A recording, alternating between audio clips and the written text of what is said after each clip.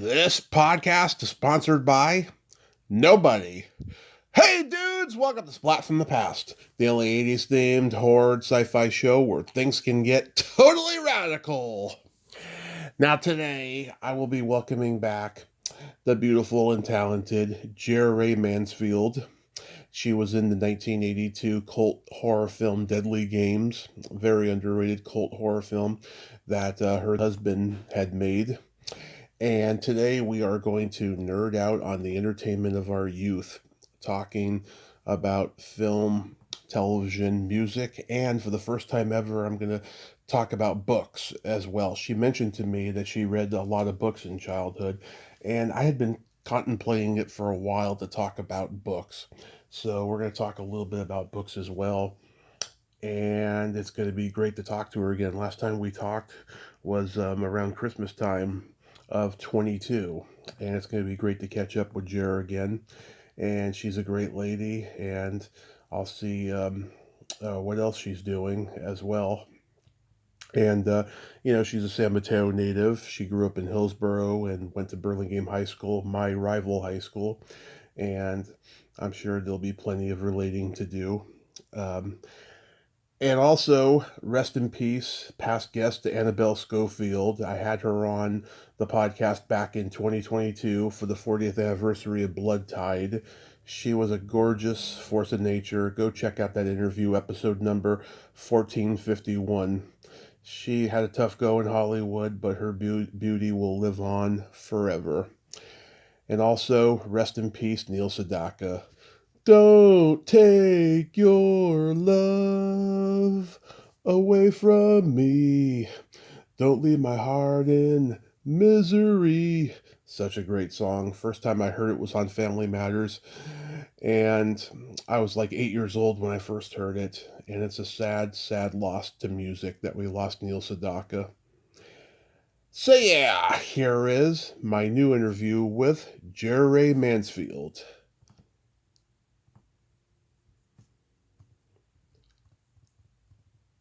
Hey, Jer, welcome back. How are you today?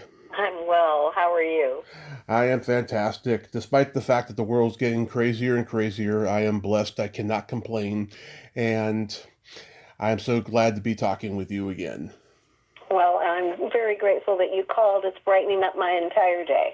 The sun is shining, the lake is glistening, and I'm a happy girl. Oh, I'm so glad. So, going back in time, do you remember the first movie that impacted you as a child? Oh, I do, because it was the very first movie that I ever got to go to a movie theater for. Which one? And my parents picked me up, and they took me to see The Sound of Music on a big theater screen. And I had never been to a real movie before that. Wow. It was stunning. It was as good as going to Disneyland, and I'd been to Disneyland numerous times, but I'd never seen a film. That is wonderful. Wow. Yeah, I love that movie. It still holds up. It was it was very touching for me because I didn't have any backstory. Mm-hmm. So I really just got the whole family thing about it, and the singing and the color and all of that. Mm-hmm. And it was years later when you begin to understand, when you're in school in higher grades and you begin to understand the backstory and how meaningful the movie actually was, that it wasn't just a frivolous musical. Yeah, I mean, I auditioned for it at San Mateo High School when I was a sophomore, and I couldn't sing or dance, and so I didn't get it. And I was discouraged from ever auditioning again, but I did prop handling backstage my senior year for the pajama game. Oh, that's a fun one to do. Yeah, I had no familiarity with the pajama game at the time, but since then, I have more familiarity with it more than ever, and yeah. What movie genre did you gravitate toward the most growing up? Oh, I hate to admit this because it's not a chick thing, Uh, but I love a good scary horror movie. yes, Not yes. slash them up kind of ones, but just a really good horror story. My goddaughter and I watch the Twilight Zones when they do that annual, Marathon? they do like a 24-hour thing of Twilight Zones or something every year. I think it's around Thanksgiving. The marathon, yeah. Yeah, marathon. And she calls me, and we've been doing this since she was a little girl, and she's got to be 30-something now. But we always do the Twilight Zones together. And when I would go back, I had a house back east in Connecticut, which wasn't far from them in Greenwich. And I would make sure that I was there during Twilight time. And, we do the whole popcorn and the pillows on the sofa and Twilight Zone. So those aren't really horror films, but, that kind of thing. Love those. I'm sure you remember when, like, all the game-changing horror movies came out, like Night of the Living Dead, The Exorcist, Texas Chainsaw Massacre, Halloween, all that stuff. Yeah, I was pregnant when Rosemary's Baby came out. Oh, yeah. That was an interesting moment in my life because I couldn't not watch it. Mm-hmm. And yet I was pregnant, and I kept thinking, ooh, Yeah. Did you grow up on the Universal monster movies? I didn't meet all of those until later in life, which I thought was interesting. So, yeah, but I did all the King Kongs and those kind of things. Of course, yeah. So, yeah, all of those that aren't really that scary, but they certainly are when you're a kid. They're scary enough. Yeah, I laughed my ass off at the thought of my dad being scared of King Kong when he was a kid, because I look at it now and it's just so bad, But it's what we had. I know. It's what we had. And even there are I had when my youngest goddaughter was young, she would get afraid of the Wizard of Oz. Oh yeah, and she would go hide behind the sofa. Oh, so, of course. Different things are scary to different people, I guess. Oh, absolutely. Yeah, remember the Ray Harryhausen movies? Oh, absolutely. I think we probably distributed some of those when I ran Monterey Movie Company. Yeah. Yeah, those impacted generations of filmmakers and special effects makeup people, and yeah, they can be pretty scary, the effects, with the stop motion and everything.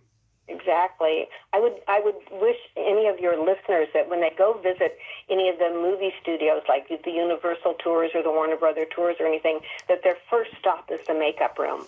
Oh yeah. They can get in that tour because it is just an amazing thing to look at, what they are able to do and create. I mean, I was just a little deviation. It's not really a horror movie, but it's a super movie. Mm. There was Linda Carter did Wonder Woman. Oh yeah. Right, and she's a big lady. She's got broad shoulders, and she's a big lady. She's perfectly cast for Wonder Woman. Mm-hmm. And they called me over to the Warner Brothers studio one day, and their costume loft is like a full city block. It's just gigantic. And we're up there, and they said, we want you to do the stand-in thing for Wonder Woman. And I said, well, in the first place, I'm blonde. Yeah. Just saying, in case you didn't notice. Yeah. I'm only 5'7", which that was tall in those days, 5'7.5" maybe. Mm-hmm. And they said, yeah, no, but you're perfect for what we want to do, and it's you're supposed to be blonde, the whole thing, whatever the script was. Yeah. So I said, okay. So I walk in their costume loft, and they're in the dressing room, and they give me this outfit, which weighs a ton. Kudos to her for wearing that, because it must have weighed 25 pounds. Right. And I go in the other room, and I pull it on, and I slipped into it without unzipping it. And they're waiting for me, and they said, Jere, come out. And I'm like, okay. And I come out, and I'm holding it up. And they're like, well, let go. And I said, well, I can't. And they said, well, let go. We have to see it, Yeah. And these are people I'd worked with before and other things. So I let go, and the whole costume fell to the ground. Wow. And there I was in my scanties, Wow, I did not know that you tested for Wonder Woman. That's so cool. But it was, and I lost my shot at being, not a horror person, but one of those action hero people. Superheroes, yeah. Yeah, and I can't we just remake the costume? right? Mm-hmm. It was supposed to, but it was something about I don't know, for some reason we couldn't do it. So Interesting. Wow. That is a trip. Yeah. Maybe you dodged a bullet there. Who knows? maybe, maybe I did. But I actually, when I was younger, much younger, it was just my mother and I, because my siblings were all so much older. And I didn't get a whole lot of TV, so my TV time was pretty limited. Oh, yeah. And, of course, mostly black and white when I was younger. Of course. So when everything went to color, that was just an amazing time for me. And it makes me sound like I'm 140. But but I think people today, when we're watching TV and stuff, and I'll say something like, yes, but that's just a backdrop. They're not really on location, or things like that. I feel like I ruin things for some people, so I try not to talk about it too much. No, I mean, you got great anecdotes. What did you like for comedy film? For comedy film or TV? Film. We'll talk about TV in a little bit. Comedy film. Let's see. As a kid, I didn't get to see a whole lot of comedy film. I didn't get to see a whole lot of film because my mother worked and I couldn't go alone. So I didn't really start going to films much until I was a young teenager, like James Bond. I would see all the James Bond kind of things. Oh, yes. And dream about those beautiful women in those gorgeous outfits, Yeah. Didn't really care about the guns one way or another. But I was away at school in Las Vegas when Viva Las Vegas came out. And so that had a big impact on me. And films like that, I guess. But I didn't, and there wasn't always a lot of money.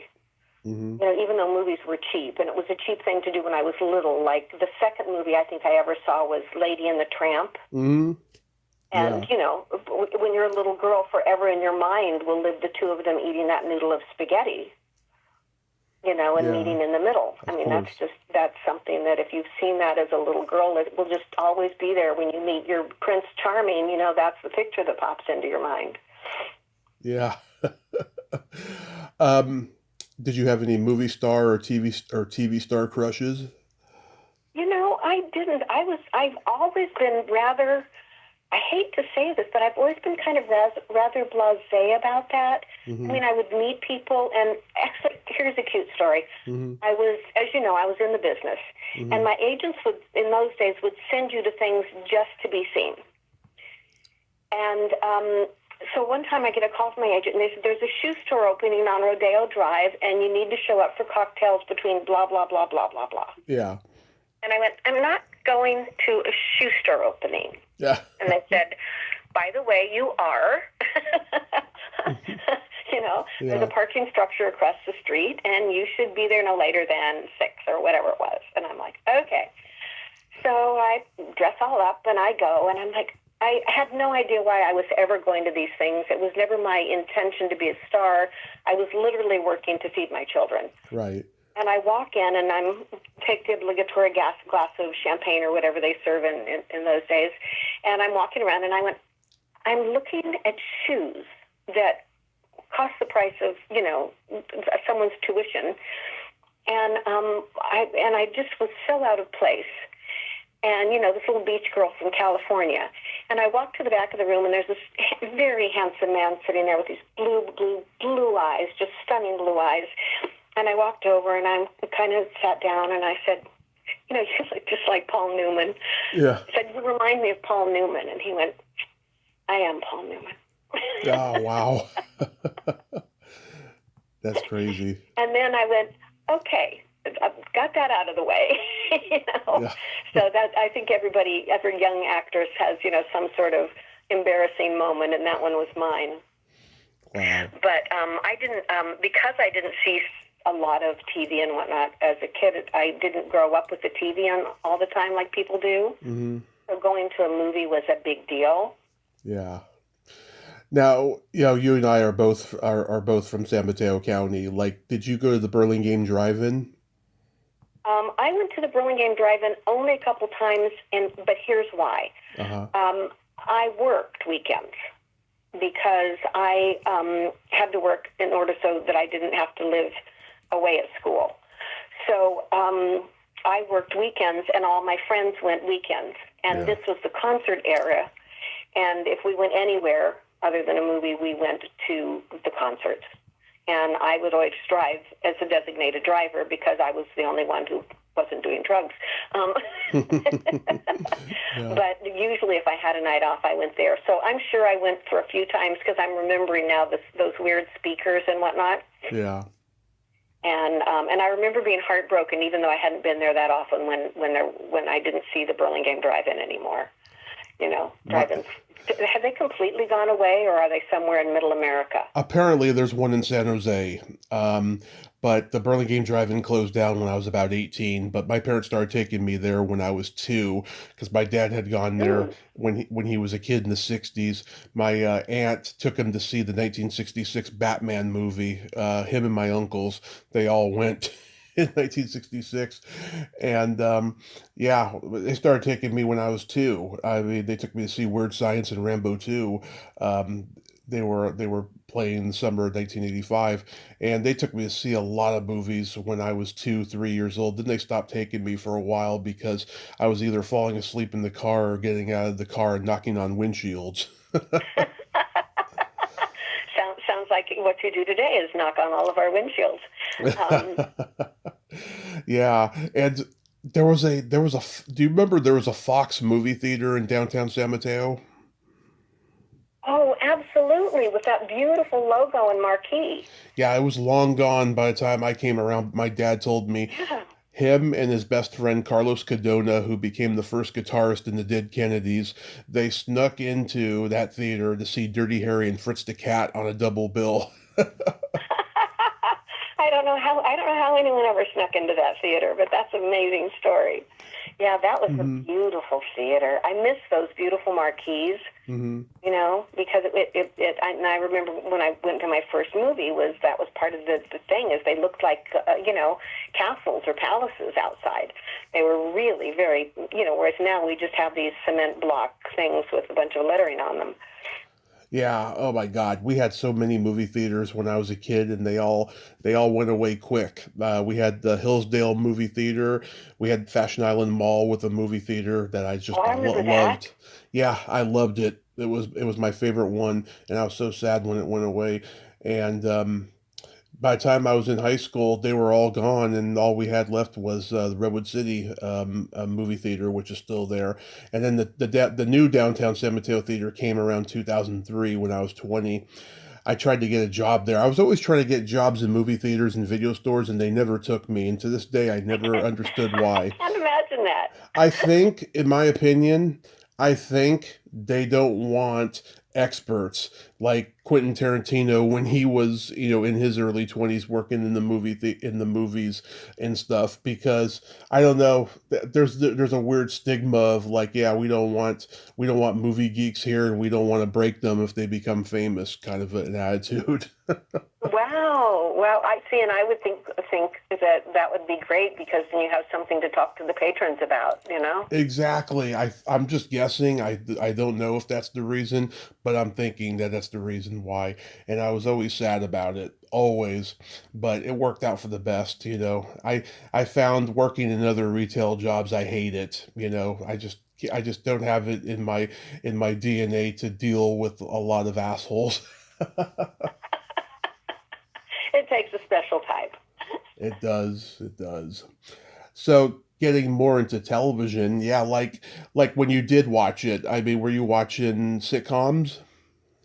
Well, again, I watched Alfred Hitchcock. Mm-hmm. Remember that?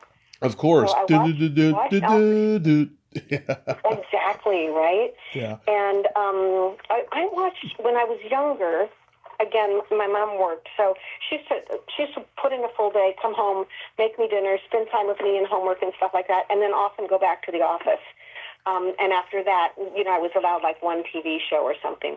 Mm-hmm. But I watched all of those Perry Mason and Alfred Hitchcock, and I think when I was younger, I remember watching Rin Tin Tin. Oh yeah. And Sky King. Oh yeah. And I mean, I was really little. We're going back here, but I remember those. And then I graduated to like, uh, uh, Bonanza and I Love Lucy, Yep. and then came the game show era. Oh yeah.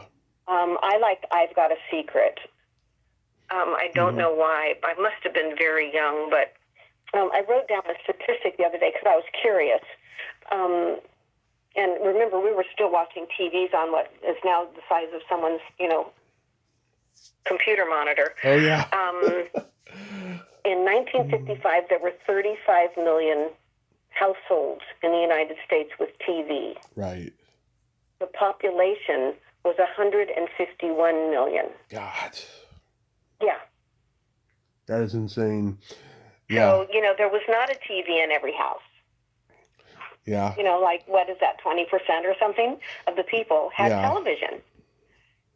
We had so several. I was pretty fortunate, I guess. We had several in my house, I'll tell you. I had a little black and white TV in my bedroom in the first few years, and then they got me a big screen color when I was about 8, and I just loved that thing. It was a Magnavox too. I remember. That's great. Yeah, and now we have a TV in every room. Oh yeah. Or a monitor of some sort. I know. I actually just retired a monitor and some sort of Amazon device that you can do everything in the world on that's about 18 inches or 20 inches wide tall. I just retired them both to the guest bedroom closet. Wow. Because I thought it's just way too many monitors in this place, Yeah. Did you watch I Dream of Jeannie? Oh, yes. Thank you for reminding me of that. I Dream of Jeannie, Mary Tyler Moore. She was my hero. Oh, yes. One Absolutely of mine, too. My hero. Yeah. I think she taught me to be sassy. Really? I think so. I think because it wasn't bad sarcasm, but every once in a while she'd pop off with just a little tone of sarcasm. Yeah. And I thought, that's a very good weapon. I like that. I can work with that. Yeah, I think she was one of the first ones, actually. And I got to interview Ed Asner before he died, and I got to interview Joyce Bulifant, the lady with the little voice that was on the Mary Tyler Moore show. Yeah, it was so surreal for me.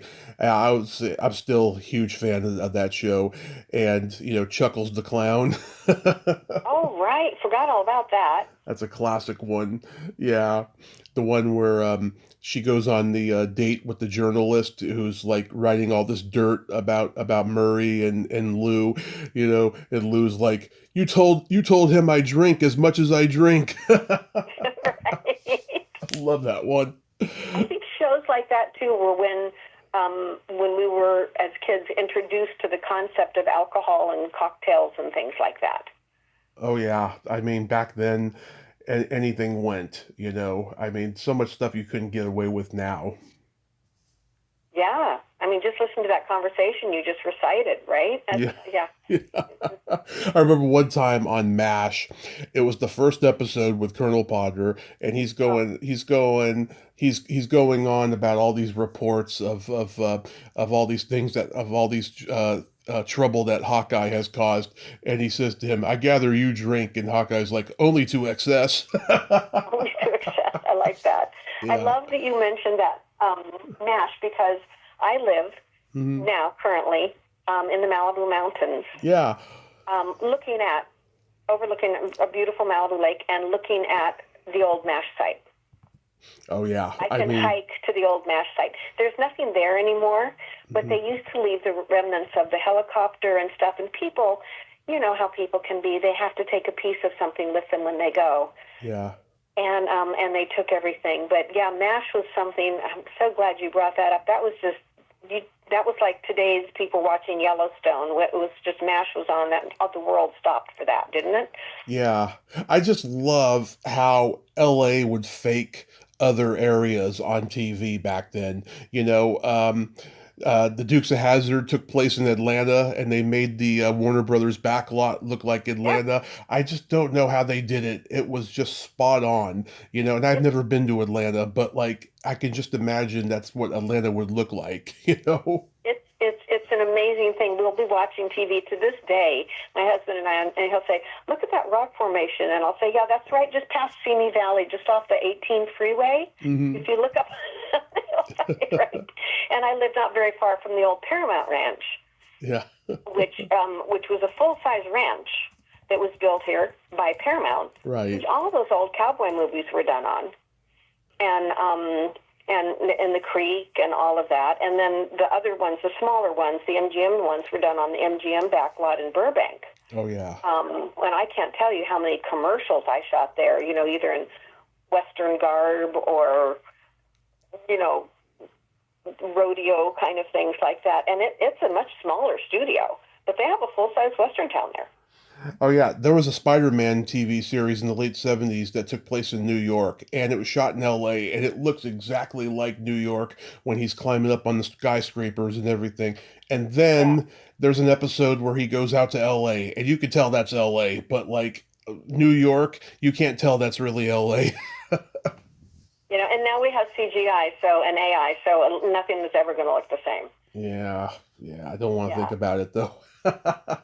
Yeah, no, I look at stuff and I go, yeah, but you know, they're not really, you know, the ocean's not moving in the background, the trees aren't blowing, the clouds aren't moving, and you have look at it and go, oh yeah, and I say, so it's all just a backdrop, or not a physical backdrop now. Now it's an artificial. But Yeah. oh, the good old days, you know. Yeah.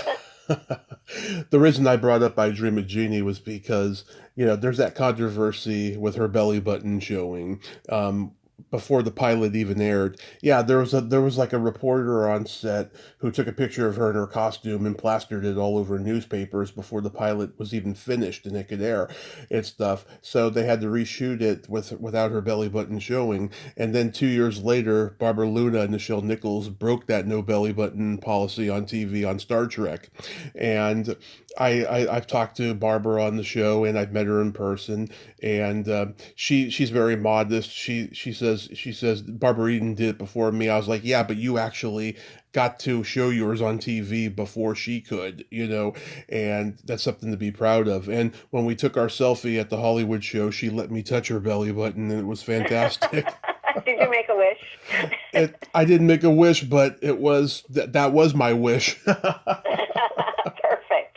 You know, and then Gene Roddenberry, he did a pilot a few years later called Genesis 2, where Mary Hartley was an alien girl with two belly buttons, and they look so dead on you can't even tell which one's her real belly button.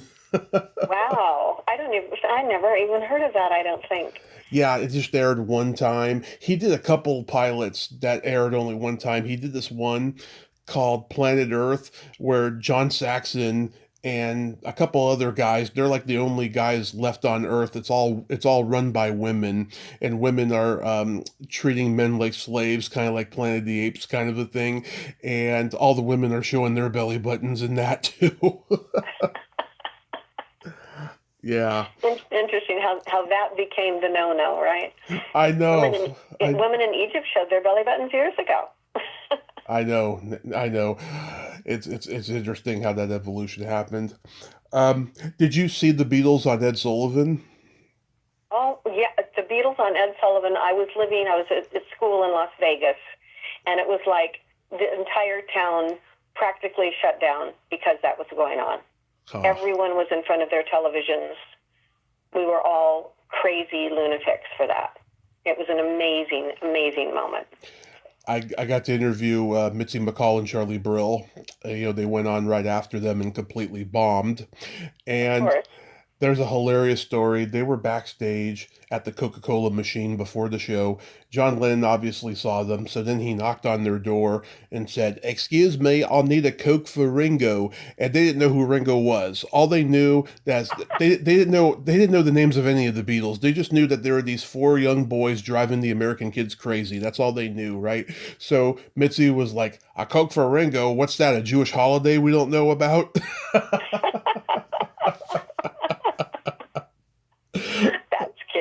I love that. Yeah, I love that story. It's hilarious. Yeah, my mom got to meet the Beatles backstage at the Cow Palace when she was 10 years old. My great aunt was the head of craft services at the Hilton in San Francisco, and she had connections. She knew Bill Bixby, she knew Lana Turner, lots of famous people. And so my mom got to go backstage. And she met the Beatles, got their autographs. She back then nobody really carried cameras around like they do today. I mean, No. some people did, but not a lot of people did. So she didn't get a picture with them. So then my uncle accidentally threw those autographs out. And to No. yes, yes. And until the day he died, she was pissed at him for that. And he came to visit us last spring, the last time we saw him, and even then she was giving him shit about it. Now, if he'd been a good uncle, he'd have found an auction and gone and bought them back, or something similar. Well, no, they went in the garbage, you know. I mean, he Oh didn't. yeah, but you can, there's something signed somewhere you can try and make up for it, right? Yeah, but then it cheapens it because it wasn't the experience that she had, you know. Well, that's true. That's true. Yeah. That's true. I'm a big Tom Robbins fan, and Hmm. my husband knows him, and I had an autographed copy of Even Cowgirls Get the Blues, and I mistakenly let someone borrow it. Yeah. And doesn't matter how many copies people buy me now to make up for it, it's not the same. Yeah. Did you see the Rolling Stones on the Hollywood Palace? I did not. Okay, I think that this was their American debut. Maybe Ed Sullivan was. I don't know. It was one of the first couple. And Dean Martin, you know, he was known for being a very gracious and gentle, you know, kind of guy and stuff. He made a snarky comment about them before he introduced them because they were being assholes to him backstage. You know, they were the anti-Beatles. They were the guys who were just, you know, rebellious, fuck everybody, you know, fuck the older generation kind of guys, you know. And when I heard this, I was like, wow, Dean Martin he's one of the nicest guys in show business, and he actually said something, you know, bad before introducing them. Wow. Yeah, because I talked to Tina Cole. You know, she was part of the King family. Do you remember them? Right. I do. Yeah, Absolutely. yeah. She was her and the King sisters. They were there that night, and they were the next act, and they were just like, "Wow, Dean actually sassed them." Good for him. There's no place for attitude. You know, it's like Hmm. when they did the what was it, the We Are the World Yeah. thing. It posted above the door was "Leave your attitude out the door." Oh So yes, I know. I think everywhere should have that. I agree. I completely agree. In the world, you know, Hmm. we live too long right now anyhow, but we don't live long enough for anybody to have to make up for just being rude. I know. I mean, even I want to say that to certain guests that I have on the podcast, but then I'm afraid they're not even gonna do it. You know, they're not even gonna come on if I say that. You know, it's a fear of mine. Well, just call the right people. You know, you seem to have good people on, so. Right. Did you watch Batman? Oh, love Batman. Love all the Batmans. And I love Yeah. each and every one of them that was Batman, you know? Hmm. Like I said, my dad went to go see the movie when he was 9, and we used to have marathons of it on Coffee 20. Remember Coffee 20 in the Bay Area? I don't. But I Okay, may have been working. you were probably in LA by the time that came around, but Maybe. it lasted until about 3 years ago, and then some corporation brought it, and now it's like a bigger UHF station. But for years and years, I discovered so much stuff on that channel, and Batman. They would have Batman marathons a couple times a year on there, and it was fantastic. I mean, I became so familiar with Batman from that channel, and I got the entire series on DVD now. Now I can watch them anytime. It's amazing. None of us are getting rid of our DV players. We No. all still have our DVD players because we all have 300 DVDs that we won't give up. Oh, I got VHSs, you know. I'm still buying UHSs off of eBay because these are going to be extinct soon. So I want to have my own personal video store in my bedroom, you know. Okay, I'll have to clean out the basement and see if there's a machine or more videos down there. Yeah, I collect VHSs, absolutely. Yeah, Batman was a favorite. How about the Monkees? Oh, the Monkees. Yeah, so I didn't really know who the Monkees were, and Really? I was in San Francisco, and they asked me to do a gig, a quick photo shoot with something. Actually, it was a gem show or something or other, and it was sort of a friend of a friend, a father of one of my girlfriends. And I said, sure, but why me? You know, why not Karen? Hmm. And they said, no, to do this thing. So I'm doing this thing, and then this camera crew comes along, and they said, could you do like the shoot with the car, like in a bathing suit, Hmm. like a two-piece bathing suit? And I said, well, I could, but I don't own a two-piece bathing suit. And I said, then I was a little smarter, and I said, what's it pay? And it was something at that point in time that was quite attractive to me, whatever it was. And I said, sure, I can sit on it was like a hot rod, you know, one of those hot rod things. So there must have been an auto show or something in town. Hmm. And I cleared the thing, and they bought me a bikini, and I'm sitting on this car. And then they take the pictures, and I really, to this day, I know there's a picture somewhere up in the attic, or the loft somewhere, but I can't even remember what it was for. And so another gentleman comes up and introduces himself, very nice, very well-dressed man, and says, we have the Monkees here, and we were just wondering if we could do a picture of you with them, and then you could have tickets to their show. Hmm. And I was like, I have no idea what you're talking about. You know? So I did with the boys. Somewhere there's a picture of me with the guys. Hmm. And I'm not even sure why. It was, well, I do know why. There was a talent show. Uh-huh. A beauty contest, they called them, a beauty contest. Oh, yeah, the And they beauty said, contest. you need to win, and then we'll do the picture with you with the guys and everything. And I said, well, I can't win because I have school and I have work, Hmm. so I can't participate. And they said, no, you just show up and you'll win. And I thought, this doesn't sound fair, but it was nice money, so I said, okay. And so I went, and I show up in this lineup of ladies in their little bathing suits, and for some reason, I think it was San Bruno or South City, somewhere that area. Hmm. And but it could have been Burlingame, but I think it was further. And I said, and these girls are looking at me going, where'd she come from? Yeah. Where'd you know, they're all going, where'd she come from? And then, of course, I win. And I felt so guilty that I won because I didn't really win, and I cried. Yeah. But I cried because I felt guilty, not because I won. They thought I was crying because I was happy because I won. Anyhow, and I had my picture taken with the Monkees. That's what I knew about the Monkees, other than, you know, having heard them on the car radio or something. So years later, I'm raising my daughter in Malibu, Right. and she brings a young lady over, Hmm. and they become very, very, very dear friends. Her name's Moon Blauner. Hmm. And they were just thick as thieves. And the next thing I know, it's her dad that was the manager. Oh. that picked me out of these people in Las Vegas to have this picture taken. Nice. So it's funny how those things come around, you know. Yeah. Wow. But they were so nice. They were so polite and so sweet and Yeah, I had a crush on wonderful guys. I had a crush on Davy, and my my mom worked for our cable company, and one time one of her tech guys went to Davy's house in San Francisco, and Davy opened the door, and he wore a bathrobe, and he had like 6 gorgeous girls with them. They were about to have an orgy. Oh gosh! Oh my goodness! Yep. I was like, go Davy. Oh my goodness! Yeah, and I got to see them live. They played at Candlestick Park when I was 14. Michael was the only one who wasn't there. And they did like 10 songs, and then they drove off the field in a Cadillac. It was priceless. Oh wow! Yeah, it was You had some fabulous. really great moments. You know that? You were a very fortunate kid.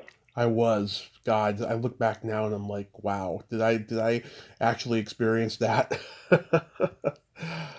Did you ever watch like variety shows like Laugh-In? I did, but not that much. Mm-hmm.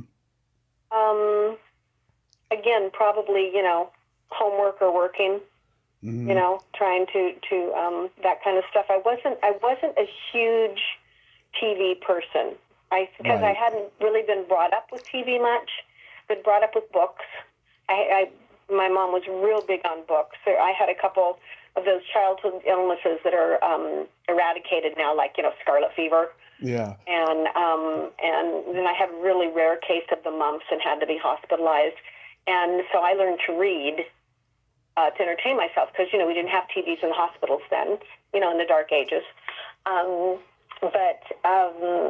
Yeah, so I read, and I think that just stuck with me Mm-hmm. most of my life. If my mom left me home and I was done with homework, I was most likely reading, not watching television. Yeah. Let me see if you remember this. KTVU Channel 2 had creature features. Oh, I remember those. Bob Wilkins, he, Yeah, yeah, because remember, Vampira was Vampira, and then I you'd remember have, Vampira. I met Vampira, actually. I worked with her. oh, tell me about that. We did a commercial in somewhere in the valley. I'm just picturing it right now, like somewhere in Studio City. And she walked in, and the first thing she said was, "I have to wash my hair." Mm-hmm. And we Yeah. all went, "We're ready to film," Yeah. And she did. She went in and washed her hair and had someone blow it dry and whatnot, and then we went to work. I, But that's I what I remember about her was she had to wash her hair first. I interviewed her niece, Sandra, who wrote a book about her. She was a woman who had no fucks given. She was like one of the early goth girls that we ever saw and didn't even know it. Um, Mm-hmm. she was a unique force of nature. She had her own antique shop where all the psychedelic rock stars used to hang out at whenever they were in L.A. and stuff. Frank Zappa used to hang out there, and David Crosby and stuff. They just went in there just to talk to her. And What a hoot. yeah, and she had to go to conventions, horror conventions, to make a living towards the end of her life, and then she got sick, and then the comedian Dana Gould took care of her. It was Aw. a very interesting life that she had. But yeah, Vampira was Vampira, and then you see all these guys like Ghoulardi and so forth. They're wearing Dracula capes or whatever, and then Bob Wilkins he's this conservative looking businessman in a suit and tie, very dry delivery, and no one had ever seen a horror host like him before because he looked like a normal guy, you know? And then Yeah, John, I was more of a Twilight Zone person, I think. oh yeah, but yeah, John Stanley took over for him after 7 years because he had hosted in Sacramento before the Bay Area, and he got sick of it after a while. And John Stanley, I've interviewed him twice, and I've met him in person twice. He's a great guy, and he's a wealth of knowledge, I'll tell you. And he's interviewed so many famous people because he was a movie reviewer for the San Francisco Chronicle, Hmm. and he got to meet the cast of Star Trek when the show first started, and he got to meet Lucy because Lucy, she greenlit Star Trek. It was a Desilu show. I didn't know that. Yeah, and I actually interviewed Lucy's daughter, Lucy Arnaz, last summer, and I wanted that. I was trying to ask her about Star Trek and what her mother saw in it personally, because I think she saw the humor in it because it was a funny show, but I don't know. She didn't seem too interested in talking about it because I'm sure she's talked about it a million times with other people, so we didn't go there. But yeah, there was. There's creature features and yeah, Twilight Zone. Do you remember the episode of the Twilight Zone where this family has to wear masks? Oh, yeah. That was a creepy episode. I just saw it the other night and I was like, I don't remember this episode. It is really creepy. These are like frowning face masks and they have to Right. wear these. That is just, oh, disturbing. You know, I'd forgotten that one. Maybe I didn't want to remember that one. do you know what it looked like? I don't know if you remember the Three Stooges, right? Yeah? Okay, in the Shemp era of the Three Stooges, they would show a mask hanging on the wall while the credits was going on at the beginning, and it reminded me of one of those masks. Except that mask was a happy face. These were frowning faces. Oh, Yeah.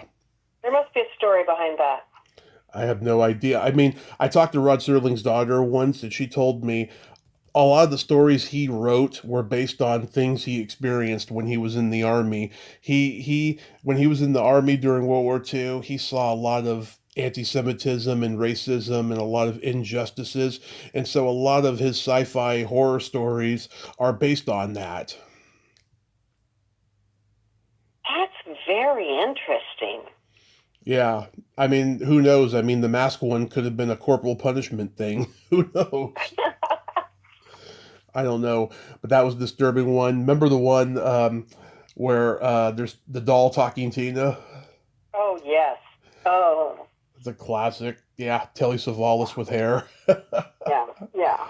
He was coming off of his Oscar nomination for The Birdman of Alcatraz, which I saw that movie and I was like, he didn't deserve that Oscar. He's only on screen less than 7 minutes and he's playing a stereotypical Mexican. I didn't see why it was Oscar nominated. Yeah, I can agree with you there. Yeah.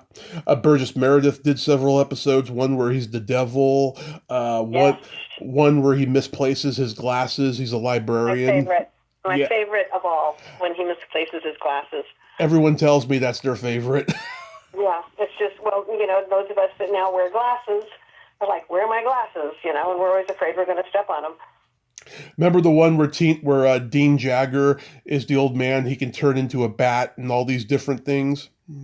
No. Yeah, nobody remembers that one. That's one of my favorites. Susan Gordon, who was the daughter of Burt Gordon, who made The Amazing Colossal Man and all these creature feature movies. Right. She is this little girl. She has a mean, narcissistic aunt played by Nancy Culp from the Beverly Hillbillies, Mrs. Hathaway. And Right. she's very abusive to her and mean. And Dean Jagger's this old man she hangs around, and he can turn into a bat and all these different things. And Gilbert from Leave It to Beaver, Stephen Talbot, who I've interviewed, he's her best friend. Yeah, that's a classic We episode. had Irv Gordon had a horror library, and we distributed that on Monterey. Yeah, As a matter of fact, I think it was Irv had a BMW Cabriolet, which is the strangest car shipped over. I think it was Irv Gordon from. And forgive me, anybody who knows Irv, if I've got the wrong producer. Mhm. He had it shipped over from Germany or wherever, London, wherever, Mhm. and it was a 60-something, 70 maybe 60-something BMW Cabriolet, which meant it had a hard roof that you lifted off Right. to make it like a convertible. Hmm. And it was a stick shift. And my kids, I kept that car long enough. He was moving and a little short of cash or something.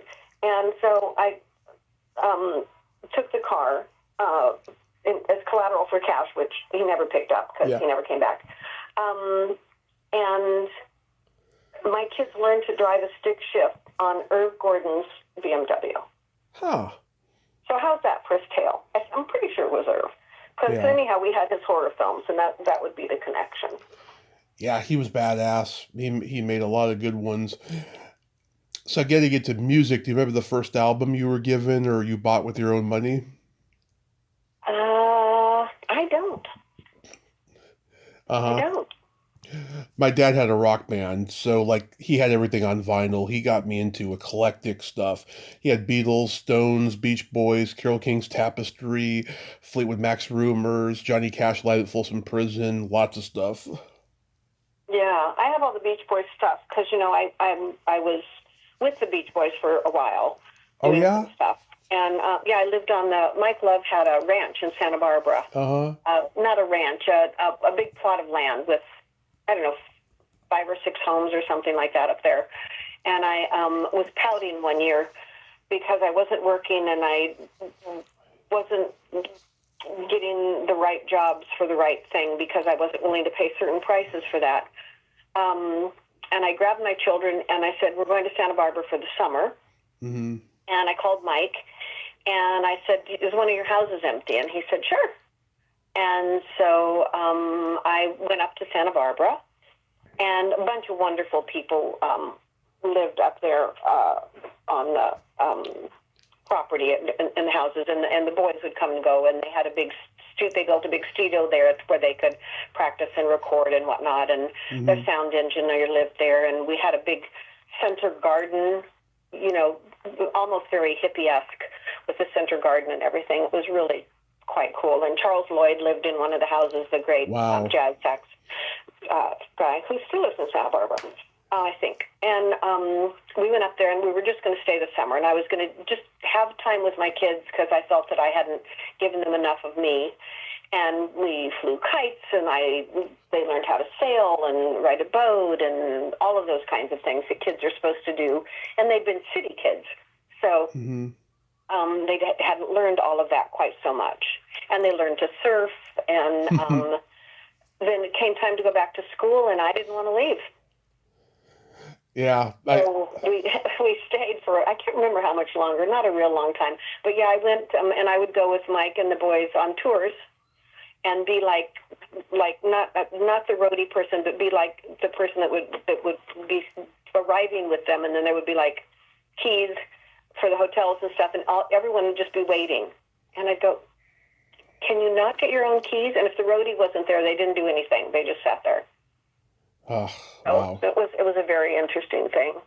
And then the phone would ring in the office a lot, and I would get tired of it ringing, and I'd pick it up, and it would go, "Hi, it's so-and-so at NBC. Can you get Mike to do this?" Yeah, let me go tell him. So that was a fun time with the Beach Boys. We were going to do a movie with them in, where was it? Not Costa Rica. Maybe it was Costa Rica. And somewhere like that. And we went and did all the scouting and had the film all lined up and everything, and it was going to be my first big producing job. And a hurricane took out the whole plantation place where we were going to work. Oh my God, that's crazy. I got to interview Carney Wilson 6 months before Brian died, and wow. And we nerded out like you and I are doing right now, and it was fun. I mean, we were on a time limit, 45 minutes, but it was fun. I mean, because I had heard her say in another interview, how much she loves pop culture and different movies and stuff. I was like, okay, that's going to be the interview because everything else of her life is out there already. Let's just nerd out and have fun, and that's what we did. And that's great. It was fantastic. Yeah, and I got to meet her at the Hollywood show last year.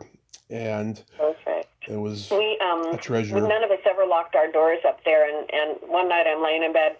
It was I think it was a 2-story house, not 3, 2-story house. I'm laying in bed, and I had a piano because I was determined that my kids were going to learn how to play the piano.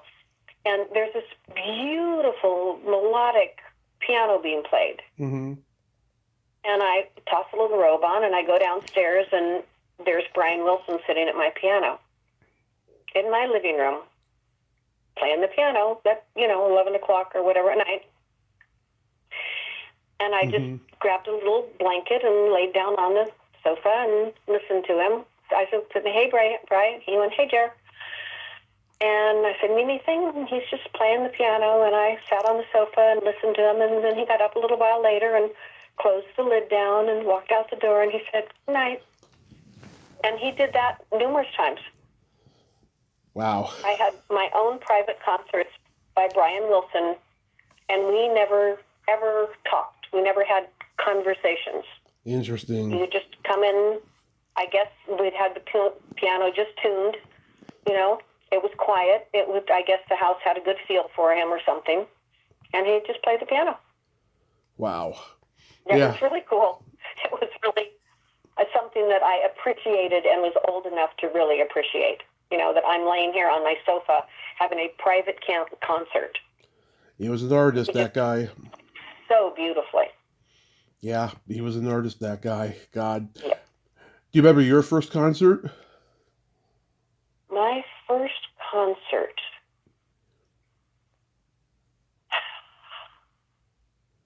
No, I don't, because we used to do, all those concerts up in San Francisco. And generally, I was the designated driver so that everybody else who was not in shape to drive would not endanger their lives. So I don't remember, but there were a lot because they would just say, we just want to have fun, and and I would worry about them, and so I would be their designated driver if they would buy me a ticket. Yeah. So, but I really don't remember which. I remember, though, that we were big on the light shows. Oh, yeah. And I didn't like those much because I have what I learned later on in life is something called photophobia, which is the overhead lights are really hard on my eyes. Oh, yeah. And so I didn't like that part so much.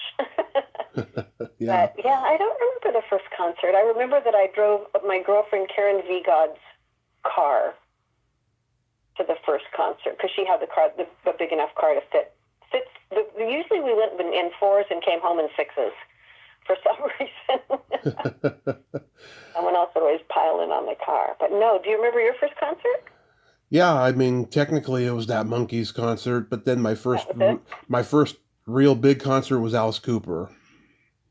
Oh, that must have been amazing. He is vaudeville, that guy. He's keeping vaudeville alive in rock and roll, and he's very theatrical, and he's got campiness on stage, and he gets killed at the end of every show, and it's fun. Going to see Alice Cooper is fun. He's still doing it. It's at 79. He just turned 79, or no, 78. He turned 78 last month, and he's keeping on.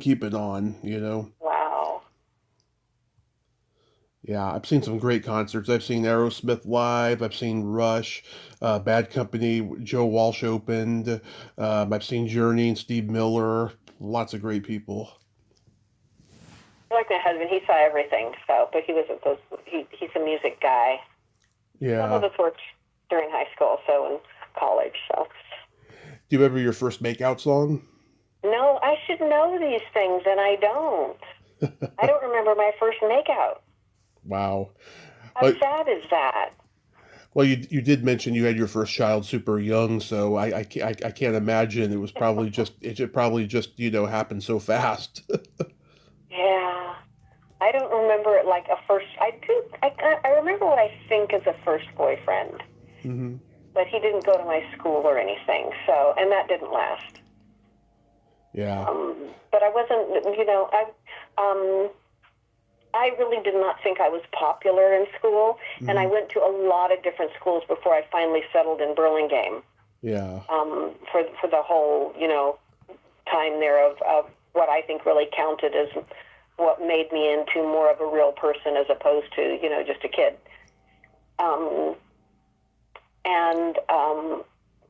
It was a very interesting time to be there. There was so much going on. Yeah. I mean, mine was Janet Jackson's Love Will Never Do Without You, and it led to my first heavy petting experience. I was 12 at the time. Oh, my goodness. You were a baby. Yeah. Yep. I was 12. I was probably selling Girl Scout cookies or something. I just had Girl Scout cookies last night. Did you ever have comedy albums? No. No. Yeah, we had Lily Tomlin's This Is a Recording on vinyl. It's still one of the funniest comedy albums ever. Wow. Yeah, I never thought I went to a lot of comedy shows. I like comedy shows. So especially down here in LA, there's all those comedy clubs. Of course, yeah, the Comedy Store. I go there every time I'm in LA. Yeah, so that was I did a lot of that, the live stuff. And knew people that wrote for them and whatnot. So those are fun when I had spare time. Yeah. So getting into books, what books did you love? As a kid? Yeah. I think they're on the shelf here. Some of the first books I remember my mother buying me. Yeah, there they are up on the shelf. Were, I think, I can't read them. What are these books? They're, I'm not the Hardy Boys and Nancy Drew, but there's something they're earlier than that. And that's what got me into, there were some little kids. I can't reach up that high and I don't have a stool. But I have them. The first books my mother bought me to read when I was in the hospital. And she was so disappointed. She brought me a book. And then when she came back the next day after work to see me, it was finished. Mm-hmm. And she didn't know what to do, so she left and went and bought the mixed version. Mm-hmm. And the Bobbsey twins. They were Bobbsey twin books. Oh, yeah. And she went and bought the mixed 2 versions and said, but I could only read one a day because she couldn't afford me to keep buying me books. So those were the first books, like novel books that I read. And then Nice. I graduated to the Hardy Boys. Oh, yeah. Which weren't really for girls, but they were exciting and daring, and they were always into mischief. And I was real big on mischief because I was a real good girl, so I wouldn't have done any mischief on my own. Yeah. And then I went to Nancy Drew. Oh, yeah. I had the entire Nancy Drew collection. And my mom, we had relatives, and so we would make the drive back and forth from from San Francisco to LA and that kind of stuff. Mm-hmm. And she would give me a thermos of water, a blanket, a pillow, and a flashlight. Nice. And say, read. And, we're going to LA. Yeah. Stuff like that. And then we would drive. And so that's what I would do in the car. I would read and she would drive. And then when I got older, I discovered Agatha Christie. Nice. And I bought every Agatha Christie book. They're sitting on my bookshelf, too. Oh, yeah. Death on the Nile, Murder on the Orient Express, stuff like Whatever that. there is. There must be 40 of them up here. God, that's great. At least, 40, maybe, at least 40, maybe 50. But whatever she wrote, I read every single one of those. And as I look on my bookshelf, it's funny. There's murder mysteries, and there's a lot of Ray Bradbury.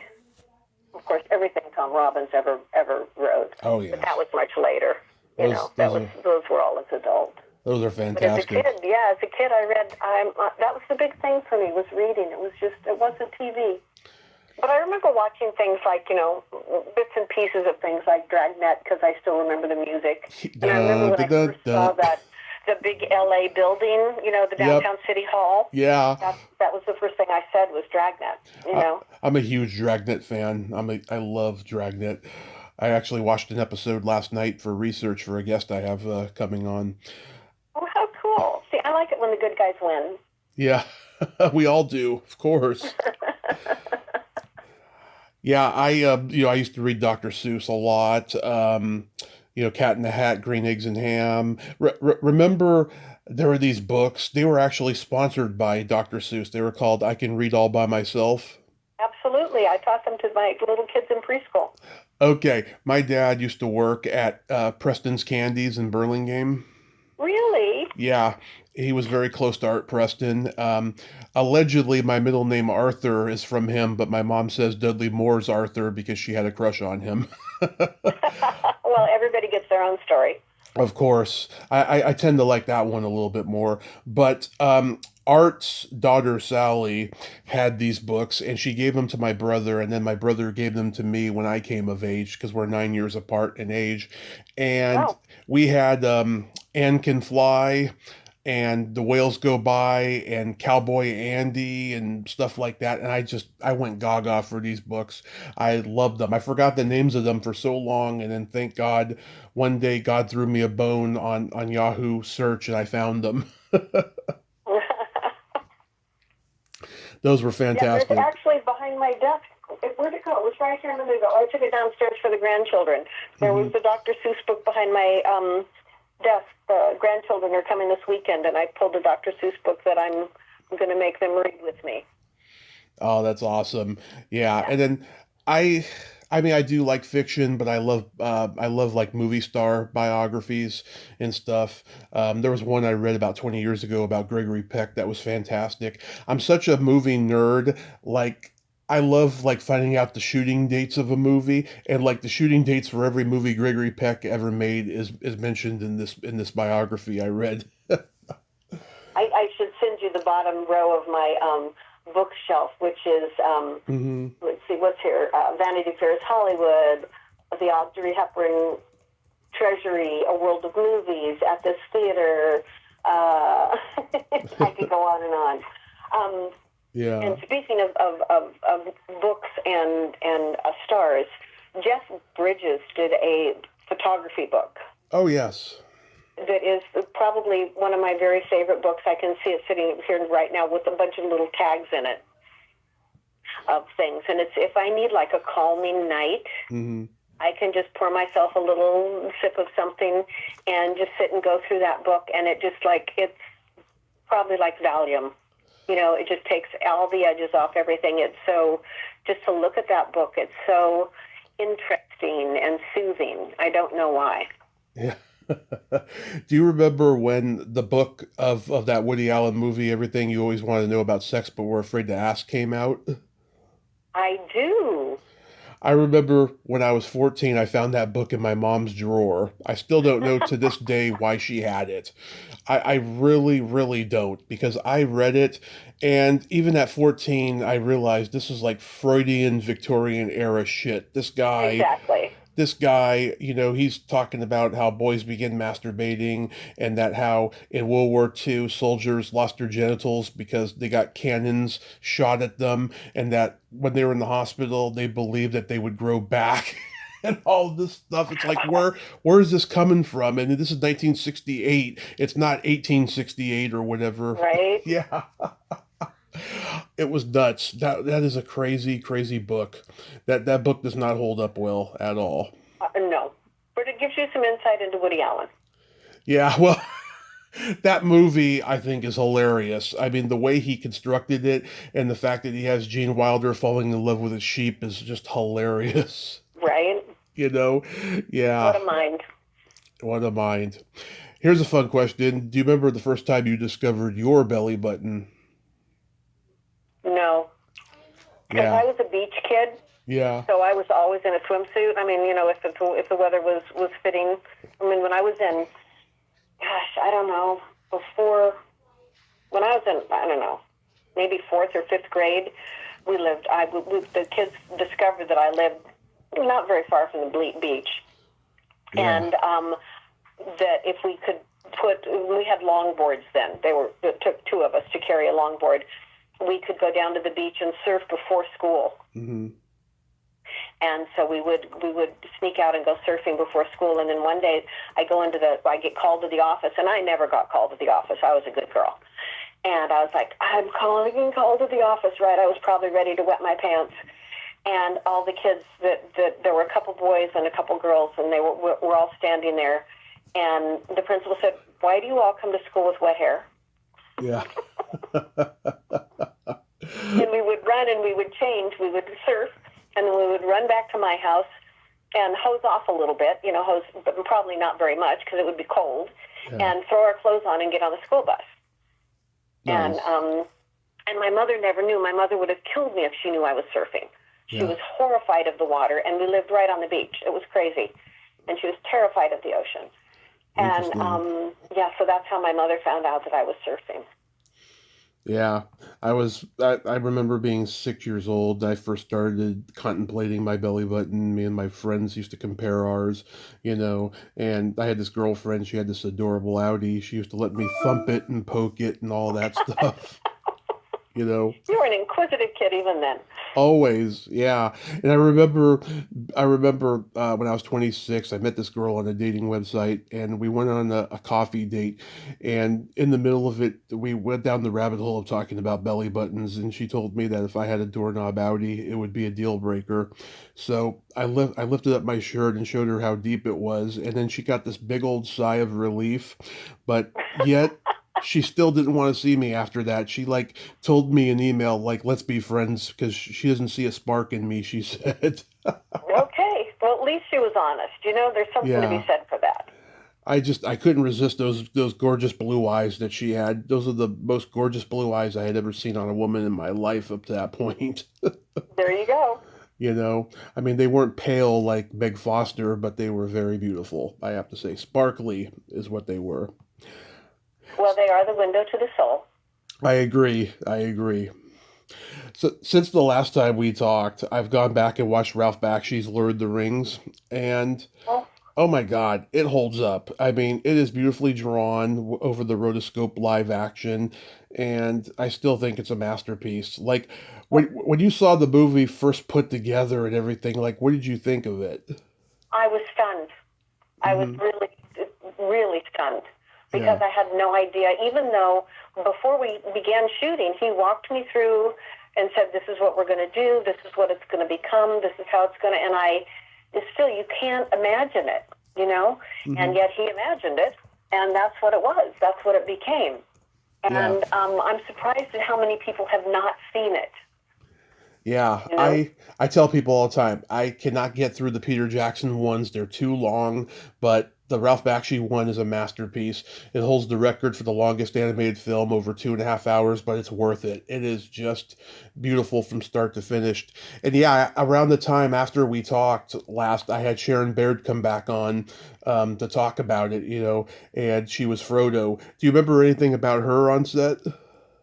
You know, I don't, because we didn't get to work as much with one another, and we certainly didn't get to chat, or anything. But there was a lot of lonely time working because they would be concentrated on kind of one thing at a time. Yeah. Is the best way I can say it. Yeah. She's a sweetheart, and she's show business history, and coming from the Mickey Mouse Club to working with the Kroft brothers on their crazy shows, Right. being all these puppet characters that she used to do and stuff. Yeah, she's great, and she was Frodo. Right. She takes pride in that she was Frodo in the Lord of the Rings, the Ralph Bakshi cartoon. Yeah, was Saul Zaentz on set every day? No. Again, because it was kind of tedious work sometimes. Mm-hmm. So he was there in the beginning, and I remember like through a read through. Yeah, I don't remember that much seeing him. I mean, but then again, there was so much focus to what we were doing. Yeah. That it wasn't like a normal set when you kind of sit around and chat a little bit in between takes and whatnot. It wasn't like that at all. It wasn't like anything I've ever done. Yeah, I mean, he's a Bay Area legend, producing Creedence Clearwater Revival, and he produced two of my favorite movies of all time, One Flew Over the Cuckoo's Nest and Amadeus. Exactly. Those are all fantastic. Yeah, and going back to the King family, Chris Conkling is a King family member who wrote the movie. Did you know that? No. Yeah. I'm racking my brain for that one. He's a member of the King family. I've been wanting to get in touch with him to talk to him about the movie, but he's not on social media, and he retired from being a teacher at some college. He's not there anymore, so I can't find him in his email on the website anymore. But I love the movie. Like I said, it's fantastic. Yeah, thank you. It's fun to have things that. It's funny, as we're sitting here, because I came to do this call in my office, and looking at the top shelf is the cell. They sent me a cell. Yeah. A cell and a black and white of the picture reflecting it. And it's all framed and everything. It's really pretty. And right next to it, I have a photograph, which I'd forgotten all about, of me and Johnny Carson. Wait, you knew Johnny Carson? That's a strange thing to have sitting next to each other in your memorabilia shelf, right? Yeah. Wait, did you go on the Tonight Show? I did what they used to call walk-ons on Johnny Carson. Right. And I played tennis with his wife. Actually, we met. Did we meet on the Carson show? I can't remember. But she was adorable, and one of his wives. And we played tennis together. Wow. And he said, "You should come on the show." And I said, "Sure," because you just always say sure. Yeah. And then the next thing I knew, I was getting a call coming down for the show. And then that was the time when I had moved my kids up to Santa Barbara. And so I wasn't as into working. Yeah. And it was a huge opportunity I missed, because I could have been there a lot more, and I wasn't. Wow. But nicest man. It was just always, there were the whole crew there. It was so nice to me, always. The crew was always very nice. Yeah, there's a book out. It's funny to see those two on the same shelf up in my office. I have actual pencils that were at his desk. My friend Shelley Herman was a page at NBC, and Oh, she got a hold of some Johnny Carson pencils back in the day, and she gave them to me for my birthday when I was in town last year, and I cherished them. Yeah, there's a new he book did out. throw them, you know. Yeah, He did actually throw them. yeah. There's a new book out about Johnny. This guy, Mark Malkoff, who had a Johnny Carson podcast for years, interviewed everybody that knew him, has this book out about it. I haven't gotten it yet, but apparently it's really good. I'll have to take a peek. Yeah, it's called Love Johnny Carson by Mark Malkoff. Okay, I have to take a peek at that. So do you have anything upcoming? No, I'm really enjoying not working in that. I don't know that you know that I mentor young women. Yeah. And so I find that, as a matter of fact, just this morning I mentored a grandmother who was a little worried about some family things and stuff like that. And she said, can we talk? And I said, sure. And so I took the call and we talked about some older women problems, you know, things people have a little bit of a hard time letting go of their children and their grandchildren and you know, if they have to move away and things like that, you know, which is something I hadn't done in a while. So that made me feel really good to be able to reach out and help. And I think that because I'm basically extremely shy, that when I do things like that, I know that it comes from a good place in my heart. Yeah. As well as, you know, my education and background, but it makes me feel like I've done something right, you know, been able to help in some small way in the world, because we don't always get to do that. You know, like you get to reach out and you get to talk to thousands of people and brighten their day and make them feel important and share news about other people. Oh, I try. And it's a wonderful thing that you do. And I'm sitting here in the Malibu Mountains, and it's pretty gorgeous, I have to say. And I have a wonderful family, and I have a wonderful life. But I often feel like I don't get to contribute anymore. Oh. And so when I do get to counsel, like the younger generation that I was working with before are now college students. I've graduated college, and they're now off on their first jobs. And they'll occasionally let me know what they're doing, and that's kind of fun and whatnot. Oh, yeah. But, you know, to get a call from someone else and say, you know, can we talk this through? You know, it makes me feel like I've contributed, and that's a really good feeling, as you know. Absolutely. I do my best. I mean, I'm having fun, you know, coming up on 9 years in May that, you know, I can't believe it's gone by so fast, and it's only gotten better. Yeah, and it's going to keep going, because why wouldn't it, right? Exactly. Exactly. Have you ever thought about writing a memoir? No, because I don't think I'm interesting. I think you are.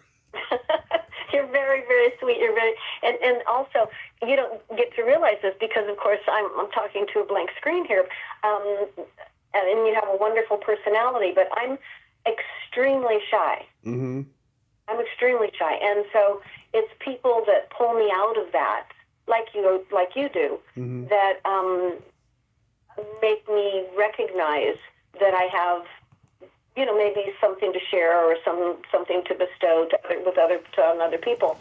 But I mean, goodness, there are people that have really stories to tell. I mean, William Goldman, you know, his theater stories, and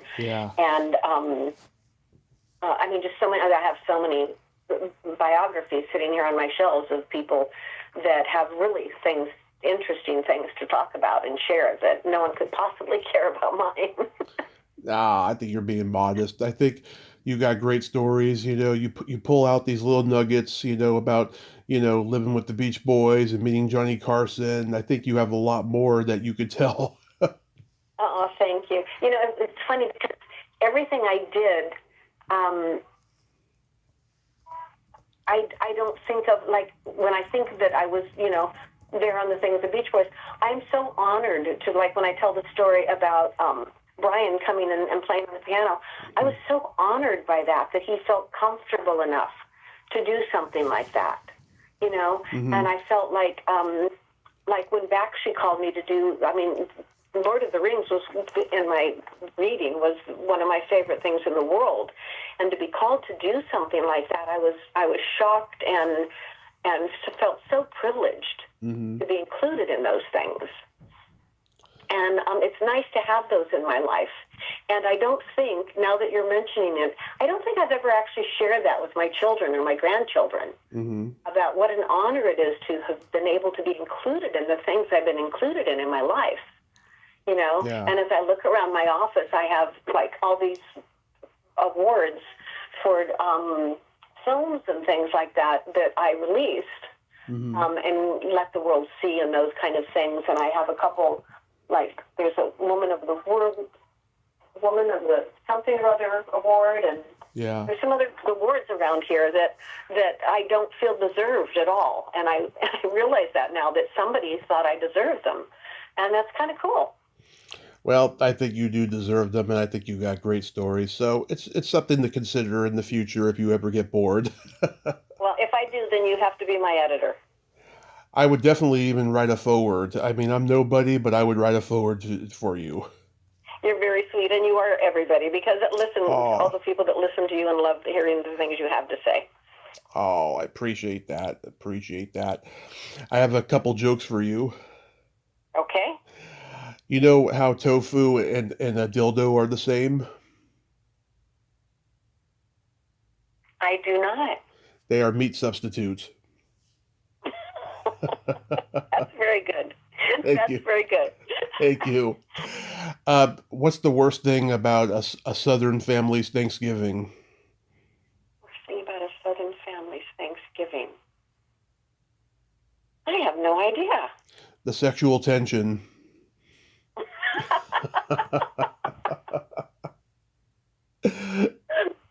Those are what you're going to leave me with?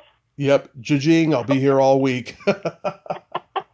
Okay. Now, at least I have two jokes I can tell the next time I have to go to some sort of cocktail party or something. I can sound clever. Yes, I remember last time you said that you were gonna tell the one I told you. I think it was what do you call a boy that doesn't masturbate? A liar. Right. Yeah, Right. yeah. That's the one I generally tell to a lot of people. Well, Jer, I love you. Thank you so much for coming back on and nerding out with me today and sharing all these amazing showbiz stories. And you are just a treasure. That's all I can say. A treasure. You are a joy, and you brighten my life. Thank you so much for including me. Absolutely. You have a great rest of your day and be safe out there. You too. Take care. Thank Bye. you. Bye bye. Well, there you have it. Jere Rae Mansfield, ain't she a sweetheart? Oh my God, I friggin' love her. And she's just a wonderful, wonderful person. And that was a great talk. You know, a very interesting nerd out because even though she didn't watch a whole lot of stuff growing up and stuff, she had amazing stories and I loved every moment of it.